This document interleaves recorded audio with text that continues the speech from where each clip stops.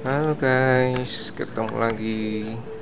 Kali ini pagi ini mau share apa sih alasan memilih biar ini dibanding merek lain, dan juga mau share pengalaman selama 3 bulanan pakai sepeda listrik ini ya. Ini dibeli di bulan Mei tanggal 18 ya kalau nggak salah. Dan sekarang ini udah bulan September akhir ya, udah 3 bulanan. Ini masih oke sih. Baterainya juga saya rasa nggak ada kekurangan, hanya memang awalnya tuh ngecasnya saya rasa kok nggak bisa penuh-penuh gitu ya. Ternyata waktu kita beli ini ya, ini belinya itu udah terisi baterai kan. Nah, semenjak beli itu nggak pernah dicas sampai benar-benar full. Ternyata kalau dicas sampai benar-benar full itu bisa sampai hampir 8 jam guys. Nah, setelah itu baru pengecasan selanjutnya itu bisa full hanya dalam waktu 4 jam. Mungkin baterainya nggak benar-benar terisi ya, jadi harus diisi sampai benar-benar hijau ya. Waktu itu saya sampai hampir 8 jam baru nyala hijau. Indikator yang di chargernya itu kan tadinya merah ya, saya kira error, ternyata memang agak lama untuk pengisian. Pertamanya itu harus lama gitu. Kalau dari baru nggak pernah diisi sampai lama itu nggak maksimal nanti. Nah, ini tadi nanjak juga nice ya, ini nggak berkurang sama sekali, speednya tetap maksimal, tetap 25. Waktu kemarin itu saya pakai merek-merek lain itu pas nanjak itu berkurang guys, jadi cuman 10, berkurang jadi 10, tadinya 25 jadi 10. Kalau ini tetap 25 terus, mantep sih ini.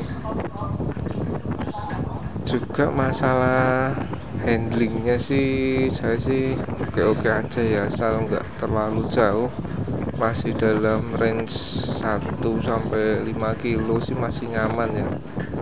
Kalau lebih dari itu ya mungkin agak kurang nyaman ya, karena posisi kakinya tuh agak sedikit lebih tinggi, kurang ergonomis ya. Tapi ini masih mending sih daripada yang merek lain itu malah lebih nggak ergonomis lagi.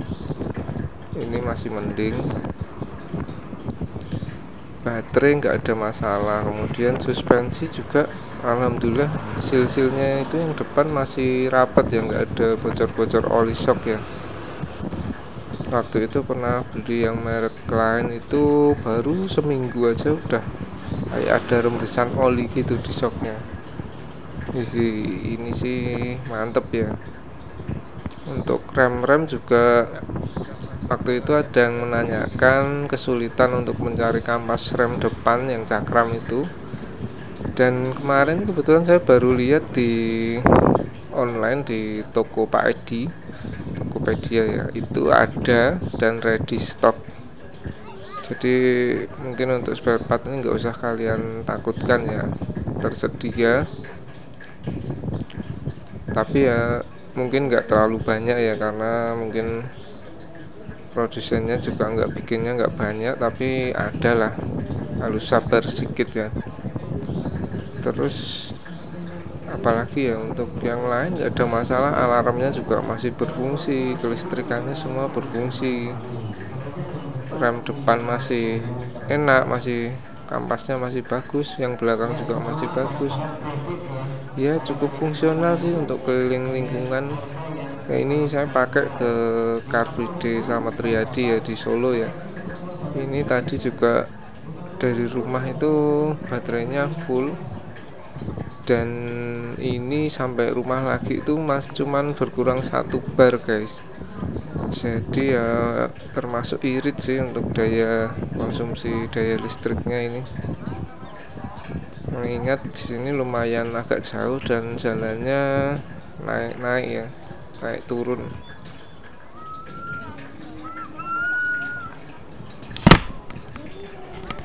Oh iya, kenapa nggak ganti ke motor listrik? Karena masih merasa masih enak aja, masih nyaman pakai ini dan bebas pajak ya. Ini kan sepeda ya, jadi kita nggak perlu pusing mikirin plat nomor, pajak gitu-gitu ya.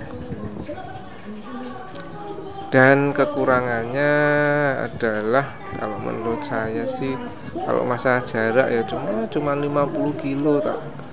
Nah ini kan kalaupun bisa dipakai jauh lebih dari 50 kilo sudah pasti capek, ini nggak rekomen sih. Mending naik motor biasa kalau menurut saya. Ini hanya untuk dekat-dekat aja sih, di sekitar 10 mungkin maksimal 10 kilo tuh udah pakai ini udah lumayan capek guys, karena ini kan juga cuman 25. Kalian juga pasti risih kalau pakai ini di jalan raya, itu saingan sama motor-motor sama mobil itu pasti nggak enak, karena ya kecepatannya cuman segitu ya. Ya ini cocoknya di jalur lambat, cocoknya di jalur lambat atau di perkampungan gitu ya, di komplek gitu cocok sih. Nah, ini karena momen Car Free Day aja jadi saya bawa ke sini.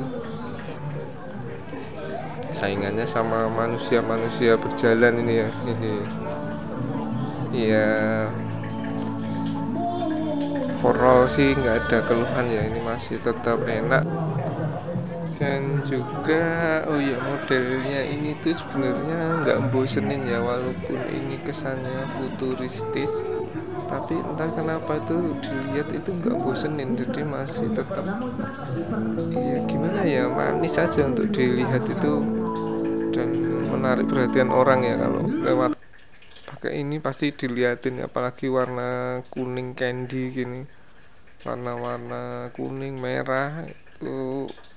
Kebetulan catnya ini juga kualitasnya bagus ya. Saya pernah coba dipakein pengkilap cat itu seperti kit itu, wah langsung warnanya kayak jadi wet look banget gitu ya. Nice sih ini. Juga sesamping modelnya itu, model lampunya juga bagus. Ya karena yang seperti di video sebelumnya ya sudah saya bilang, ini mungkin rebrand atau kerjasama dengan Yadea, di mana Yadea sendiri itu merupakan merek sepeda listrik yang sangat populer di Cina sana ya, di China ya. Jadi kualitasnya juga nggak main-main ya ini ya. Oh ya, untuk brand Yadea sendiri itu sekarang saya lihat sudah ada pameran dan sudah ada dealernya di kota saya ini. Dan harganya nggak main-main guys. Untuk yang motor itu di atas 20 jutaan semua. Yang sepeda listrik itu nggak ada yang di bawah 10 juta guys kayaknya. Walaupun kalaupun ada, yang paling rendah itu sekitar 8 juta kalau nggak salah. Modelnya mirip-mirip VR ini sih. Tapi kayaknya kalau saya pegang itu di pameran kualitasnya oke sih. Ya sesuai harga lah ya. Oh ya, kalau kalian beli ini mungkin yang bisa dimodif itu mungkin di shockbreaker. Shockbreakernya mungkin ini agak universal ya, bisa kalian pasang untuk shockbreaker motor mungkin yang nggak terlalu tinggi, tapi ya mungkin akan jadi lebih proper lagi, akan jadi lebih tinggi, jadi lebih ergonomi untuk yang bagian belakangnya ini. Kalau kalian nggak suka yang terlalu pendek, tapi kalau menurut saya pendek gini sih juga enak sih, apalagi untuk emak-emak gitu kan lebih gampang ya untuk dikendarai kalau pendek. Dan juga ban mungkin size-nya bisa di upgrade sedikit, cuman itu akan pengaruh ke konsumsi listriknya juga ya, pasti kan tambah berat sedikit ya. Sarannya sih kalau mau naikkan ukuran jangan banyak-banyak ya, naikkan aja satu ukuran aja ya dari ukuran standarnya, supaya konsumsi listriknya nggak terlalu banyak ya, cuman beda dikit paling. Oke sob, sekian dulu aja ya, semoga infonya bermanfaat dan semoga kalian semua selalu sehat, selalu bahagia dan selalu bersyukur. Oke, sampai jumpa di video selanjutnya. Terima kasih. Gimana menurut kalian beli sepeda listrik VR-C2 ini worth it apa enggak? Coba di-share pendapatnya di kolom komentar ya. Dan jangan lupa like kalau suka, subscribe dan nyalakan loncengnya. Terima kasih. Bye, have a great time.